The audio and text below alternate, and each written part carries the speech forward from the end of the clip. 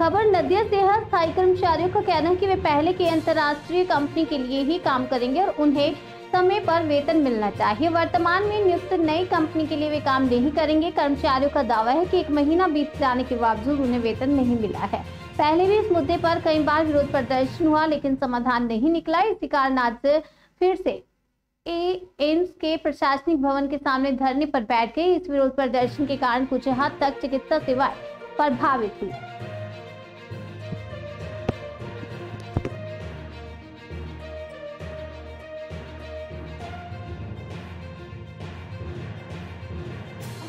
আমরা এইভাবেই রয়েছি।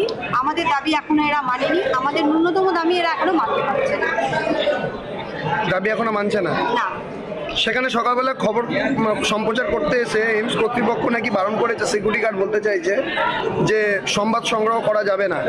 এটা কি ঠিক আছে? সংগ্রহ করলে তো বাইরে সব চলে যাচ্ছে না, বাইরে সবাই জেনে যাচ্ছে। এই ব্যাপারটা তাদের যে কমতি রয়েছে সেই ব্যাপারটা জেনে যাচ্ছে না। কোথাও কি মনে হচ্ছে বাক স্বাধীনতা কেড়ে নেওয়া হচ্ছে? সেটা তো অবশ্যই নেওয়া হচ্ছে, যেহেতু আমাদের বাক স্বাধীনতা কেড়ে নেওয়া হচ্ছে বলেই তো আমরা এখানে বসে আছি ধর্না। যেটা আমাদের মানছে না, আমাদের একটাই দাবি, সেই দাবিটা এরা মানছে না। কি নাম পরিচয় দিদি আপনার? আমার নাম প্রতিমা চৌধুরী, আমি হাউস করলেন কি করলেন রাতে থেকে? অ্যাকচুয়ালি কালকে আমাদের ফ্যাকাল্টি কমিটিকে নিয়ে যখন বসেছিলেন আমাদের ইডি সাহেব এবং ডিডি সাহেব, আমাদের দীর্ঘদিনের দাবি নিয়ে একটা সিদ্ধান্ত নিয়েছিলেন ফ্যাকাল্টি কমিটি। আমরা সবাইকে ডেকেছিলাম যে আমাদের কি উত্তর দিচ্ছে। উনি যখন আমাদের বারবার ফোর্স করছেন যে কোনোভাবেই না বিবিজি কোম্পানিতে জয়েন করতে হবে, এবং যদি আপনারা বিবিজি জয়েন না করেন আপনাদের মাইনে দিতে পারবো না, মাইনে না দিতে পারলে আপনার এইমস কল্যাণী আমি বন্ধ করে দেবো।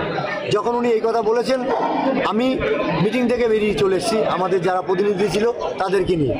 এসে আমাদের স্টাফদের বললাম, উনি বলছেন বিবিজিতে জয়েন করতে হবে, নাহলে মাইনে দিতে পারবো না, নয়তো এইমস কল্যাণী বন্ধ করে দেবো। যখন উনি এইমস কল্যাণী বন্ধ করে দিতে চেয়েছে তখনই ওনাকে আমরা এখানে বিক্ষোভ দেখাতে শুরু করেছি, এবং সদুত্তর যতক্ষণ না দিয়েছেন ততক্ষণ আমরা এখানে ছিলাম। এবং রাত 8টার পর থেকে আমরা পুরোপুরি ধর্না, রাত্রিবেলা আমরা ডাল খিচুড়ি এখানে আমরা করেছি। করে আমাদের যারা স্টাফ ছিল, আমার বোন দিদি, আমাদের যে স্টাফ ভাই দাদা যারা ছিল, একসাথে মিলে আমরা এখানে রাত্রিবেলায় খাবার খেয়েছি, খিচুড়ি, এবং এই সকালবেলায় চা মুড়ি খেয়ে আমরা বসে পড়েছি। আমাদের যতক্ষণ দাবি না মানবে আমাদের এই সংগ্রাম চলবে। যেটা আমি শুনলাম একটু আগে, এইমস কল্যাণীতে সাংবাদিকরা খবর করতে এসেছিলেন আমাদের ব্যাপারে, তা আমাদের সিকিউরিটি দাদারা যাদেরকে আমরা অনেক শ্রদ্ধা করি এবং ভালোবাসার মধ্যেই রাখি, তারা সংবাদ মাধ্যমের সঙ্গে বিতর্কে জড়িয়েছেন। তাদেরকেও বলবো, কেননা এখানে সবার একটা বাঁচার মরণ লড়াই, কারণ আমরা আগামী দিনে কি, আমার পরিবার কি করে চলবে, আমরা কীভাবে চলবো, সেই নিয়ে একটা লড়াই চলছে।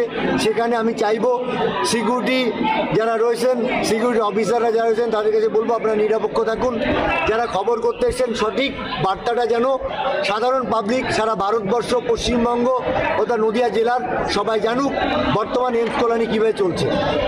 সঠিক খবর করতে আসা হয়েছিল, আপনাদের জন্যই খবর করতে আসা হয়েছিল। যারা পেশেন্ট পার্টিরা পরিষেবা পাচ্ছে না তাদের বক্তব্য নিতে যাওয়া হয়েছিল। সেইখানে সিকিউরিটি গার্ড, মিডিয়া পার্সনের, সংবাদ মাধ্যমের ক্যামেরা ধরে টেনে ফেলে দিচ্ছে। অ্যাকচুয়ালি এইটা হচ্ছে গায়ের জোর, আর কিছুই না।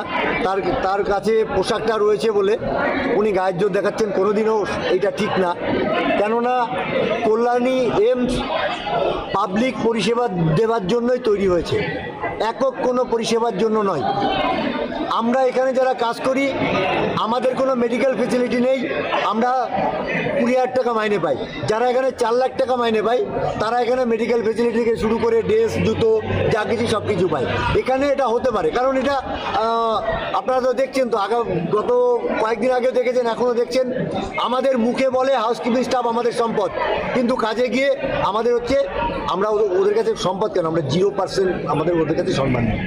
সিকিউরিটি গার্ড বলতে চাইছে যে এইমস কর্তৃপক্ষ থেকে নিষেধ আছে ছবি করতে দেওয়া, সংবাদ মাধ্যমকে ছবি করতে এমস দেওয়া। কর্তৃপক্ষ তো গোপন করতে চাইবেই, তাদের যে হিস্ট্রি, ইতিহাস সারা ভারতবর্ষের মানুষ, পশ্চিমবঙ্গের মানুষ, নদিয়া জেলার মানুষ, কল্যাণের মানুষ দেখতে পাবে, অবশ্যই তারা এটা করবেই।